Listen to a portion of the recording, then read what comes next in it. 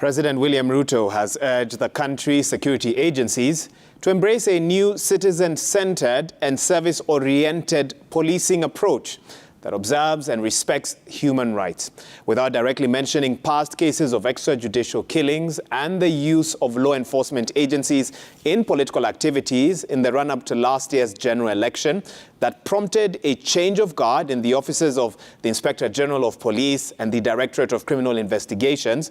President Ruto said his administration will ensure the Constitution, police standing orders, criminal procedure, and the penal code were strictly adhered to. Francis Gashuri tells us more.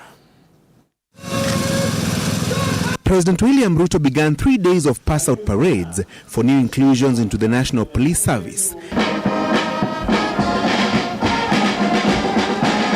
At the National Police College main campus in Kiganjo, Nyeri County, 2,881 recruits joined the National Police Service to boost the country's security force in fulfilling its constitutional mandate of protecting the citizens' lives and their property.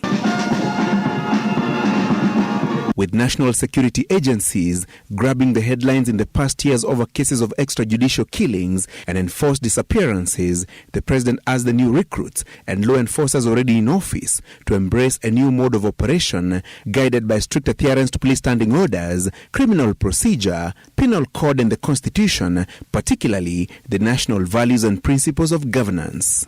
This way, you will remain ever conscious of our commitment to deliver a new, citizen-centric, service-oriented, and human rights-respecting policing and security paradigm that keeps the Republic of Kenya and its people safe without sacrificing their rights and freedoms. Na umesema sisi tukae mbali na siasa. Tangu niingie kwa hiyo ofisi hakuna kitu wasiku umetoa amri shika huyu, futa huyu askari. Umeacha Inspector General afanyi kazi yake na maofisa wake. Members of the National Police Service, they are officers who love their country. So nakuhakikishia kila wakati they are ready to kuchunga mali ya nchi, mali ya wananchi na kulinda wananchi wetu. While appreciating the sacrifices made by men and women in uniform to protect citizens and their property in the face of danger posed by armed criminals, the president asked police officers to use their power and weapons responsibly and within the law. The best way to uphold and observe the dignity and respect for your uniform is by serving with dedication, selflessness, integrity, and patriotism in order to discharge your duties firmly, but also fairly. All of us, officers, institutions in this sector will work harmoniously and in synergy to ensure we support you to realize peace, security, and tranquility in our country, on the basis of which our economy will grow. Police welfare has for years remained a sticking issue. A task force chaired by retired Chief Justice David Maraga was sworn in by Chief Justice Martha Koome with a mandate of identifying and recommending solutions to constraints on effective service delivery by police and prison officers. Poor and inadequate housing for security personnel remains a major challenge.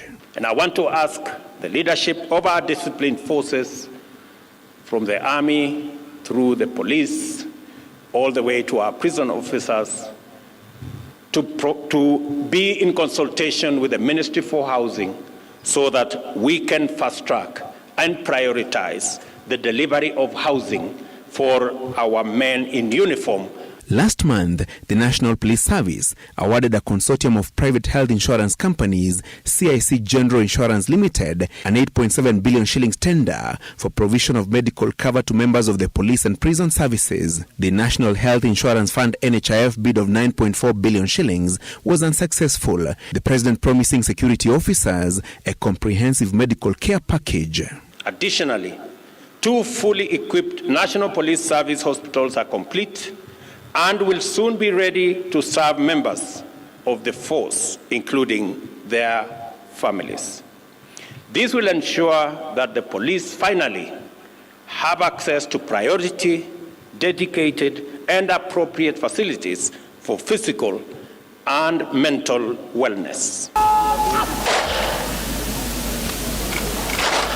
After the pass-out parade in Kiganjo, similar events are lined up Wednesday at the Administration Police College in Embakasi and the General Service Unit College on Thursday. Francis Gashuri, Citizen TV. The Ethics and Anti-Corruption Committee